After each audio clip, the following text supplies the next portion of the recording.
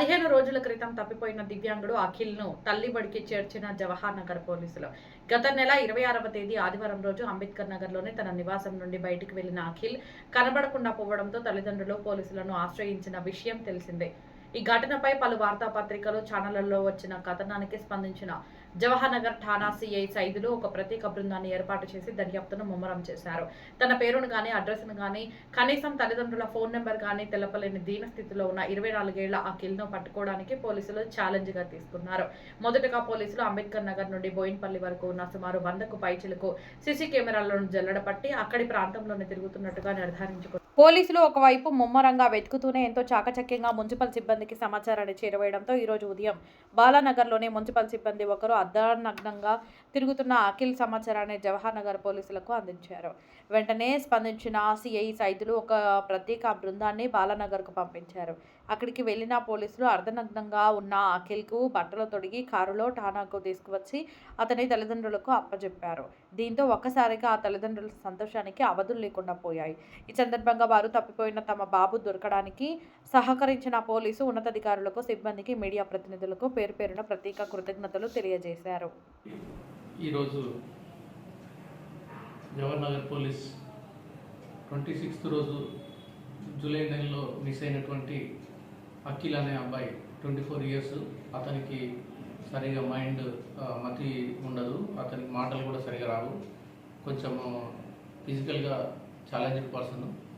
అతను మిస్ అయిందని చెప్పి 26th జూలై రోజు మనకు వాళ్ళ ఫాదర్ కంప్లైంట్ ఇవ్వడం జరిగింది. రామాచారి కంప్లైంట్ మేరకు మిస్సింగ్ కేసుగా నమోదు చేయడం జరిగింది. దాంట్లో ఆ కేసు రిజిస్టర్ అయినప్పటి నుంచి మేము ఒక స్పెషల్ టీం ఫామ్ చేసినాము. ఆ స్పెషల్ టీం ఫామ్ చేసిన తర్వాత దాదాపుగా 100 సీసీ కెమెరాలని జల్లెడ పట్టడం జరిగింది.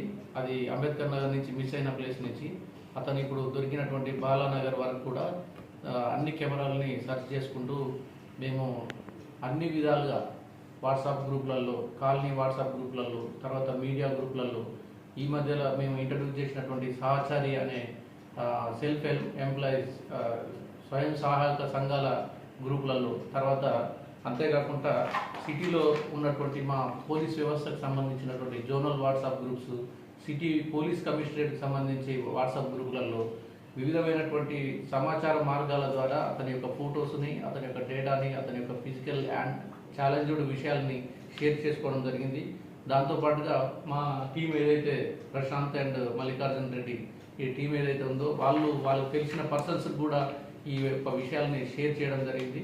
ముఖ్యంగా మా ప్రశాంత్ కానిస్టేబుల్ వాళ్ళకి తెలిసిన జిహెచ్ఎంసీ ఎంప్లాయీ ఒక అతనికి ఈ యొక్క డేటాని షేర్ చేయడం జరిగింది.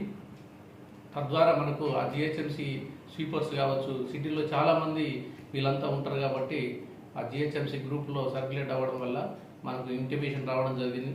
బోలా అనే అతను మనకు జిహెచ్ఎంసీ ఎంప్లాయీ ఇన్ఫర్మేషన్ ఇవ్వడం జరిగింది. బాలానా నగర్లో పలానా ప్లేస్లో ఉందని చెప్పి ఈరోజు విషయం తెలవడంతో ఇమీడియట్గా మా టీం అక్కడికి రష్ అయ్యి అతన్ని రెస్క్యూ చేసుకొని అతన్ని తీసుకొని వచ్చి అతని పేరెంట్స్కి అప్పచెప్పడం జరుగుతుంది. ఈ విషయంలో మేము చేసినటువంటి కృషి ఏదైతే ఉందో, మా టీం చేసినటువంటి కృషి ఏదైతే ఉందో, దాదాపుగా అందరూ అనుకుంటారు పోలీసు వాళ్ళు ఏం పనిచేస్తలేరు అని అనుకుంటారు కేసెస్ అయితే. దాంట్లో మేము వెనక బ్యాక్గ్రౌండ్ ఎంత చెక్ చేస్తాము, ఏం చేస్తాము అనేది వాళ్ళకి తెలియక ఏదేదో మాట్లాడుతుంటారు. అవన్నీ పట్టించుకోవద్దు. పోలీసు ఒకసారి కేసు రిజిస్టర్ అయిందంటే అది మా రెస్పాన్సిబిలిటీ.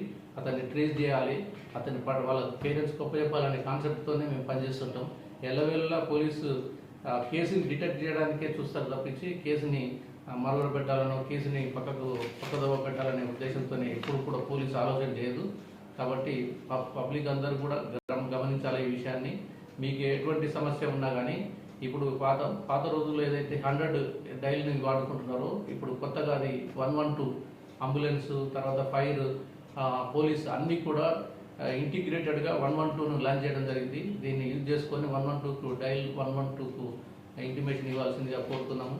పబ్లిక్ సదా మీ సేవలో పోలీసు వాళ్ళు ఉంటారనేది గమనించాలని కోరుకుంటూ